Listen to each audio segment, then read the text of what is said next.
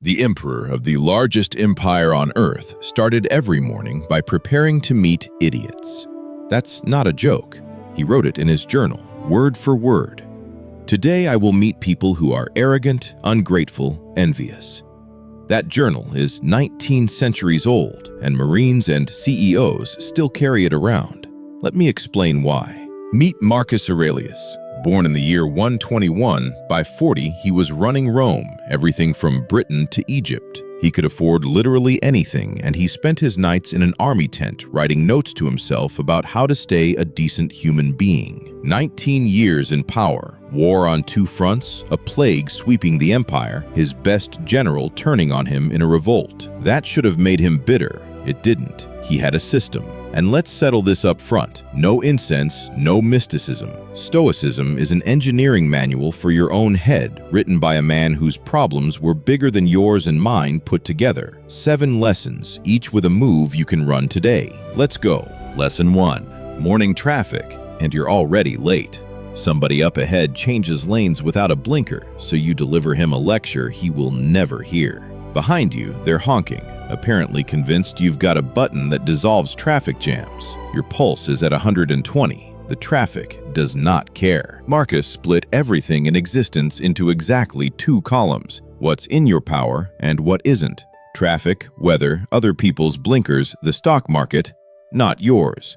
Your decisions, your words, the look on your face, yours. Nothing in column 1 deserves your pulse. Sounds simple. Works with some squeaking, but it works. Today's move. The moment you feel yourself boiling, one question: can I affect this? If yes, act right now. If no, breathe out and get back to what's yours. The emperor commanded legions, but the weather on the Danube he never even argued with. Take the hint. Lesson 2. The checkout line. A man slides in ahead of you wearing the face of someone whose business clearly outranks yours. You're already drawing breath for a speech. Stop. Marcus rehearsed this exact moment at dawn. Remember that quote about the arrogant? That journal entry isn't a complaint, it's a warm-up. Every morning he'd say it plainly. Today there will be rude people. There will be ungrateful ones. That's normal. That's the breed. Not to expect the worst, but so the worst never catches him off guard. A rude man you expected is weather. A rude man you didn't is a catastrophe. The only difference is preparation. The move? 30 seconds in the morning, right over your coffee. Sketch what could go sideways today. A jerk, a blow-up, a deadline. Done. Rehearsal's over. When trouble shows up, your brain greets it with a calm, "Ah, it's you," and doesn't spend the whole evening on it. This isn't pessimism, it's a safety procedure. But rehearsal won't save you when the plan itself collapses. For that, Marcus kept a harder tool. Lesson 3. You spend half a year saving for a vacation and the flight gets canceled. You prep for a deal and the client evaporates. A woman bakes a cake for an anniversary and the guests never make it. The plan met reality, and as usual, the score is not in the plan's favor. The Stoics had a name for this. Amor, Fati. Love your fate. Not accept it. Harder than that. Treat whatever happened as raw material. Marcus wrote that everything that happens to you fits you, like it was tailored to measure. Fire doesn't care what you throw into it. It makes flame out of all of it. The move? Swap one question. Not, why is this happening to me, but what am I going to do with it? The first is a ticket in circles. The second is a way out. The flight isn't coming back, but a free week just landed in your hands. For the record, in 19 years, Marcus never got the year he'd planned. Not once. Lesson 4. An office, the standard folder, the company has made a decision. You've been let go. It's Friday, you're 40, and the mortgage will not be paying itself. It feels like a wall dropped across your life and nobody drew a door on it. Marcus has a line that athletes and generals have been repeating for 2,000 years. The impediment to action advances action. What stands in the way becomes the way. Not because everything happens for a reason, but because climbing around a wall trains you harder than a straight road ever will. The wall doesn't need to know that. The move. Take your current wall and answer one question in writing. What skill is this thing squeezing out of me? Negotiation, patience, a whole new trade. The laid-off manager sitting in a cafe isn't writing excuses, he's writing a plan. The wall didn't vanish, it became gym equipment, and that's the daytime version. It gets worse when the enemy shows up at 3 in the morning. Lesson 5. Midnight. You're in bed, replaying an argument from the work chat for the 17th time. A message of 14 words has been living in your head for 4 hours now, rent-free, which somehow makes it worse. Marcus used a technique philosophers call the view from above. Rise over the city in your mind. There's your building, there's the office, there's that chat. From up here, you can't see the chat. You can't even see the guy. You see the river, the rooftops, and the plain fact that life is a great deal bigger than any squabble. The move. 10 seconds.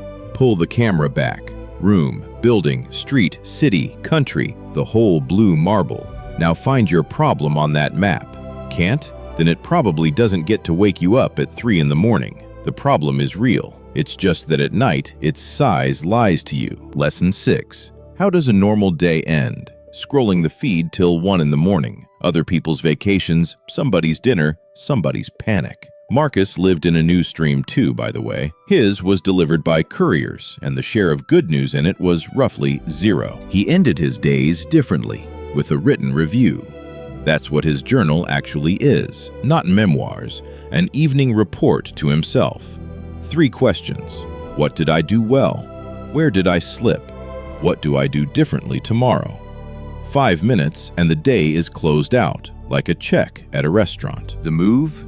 Tonight before bed, 3 lines in your notes app. A win, a miss, a correction for tomorrow. Do that for a month and you'll own something almost nobody around you has. Honest statistics on your own life. There's a final lesson left, and it's the reason Marines carry that journal in the first place. Lesson 7, the serious one. Monday, autopilot. Home, work, home. Coffee on autopilot. Answers on autopilot. A week flies by in an hour, a year in a week. Technically you're alive, mostly you're just in attendance. The Romans said, Memento Mori.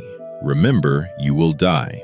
Sounds grim, but Marcus used it as a focus knob. Your days are not infinite, which means none of them is a rough draft. This isn't fear of death. It's like the expiration date on milk. It doesn't scare you. It just reminds you not to sit on it. A gentle move. Tonight, ask yourself one thing. If days like this were running low, would I spend this evening this way? Most of the time, the no hangs on something small. Call your dad. Get outside. Put the phone away at dinner. It's small, so do it today. Let's pack the kit. Control what's yours. Release the rest. Rehearse trouble in the morning. Love what has already happened. Turn walls into gym equipment. Look from above.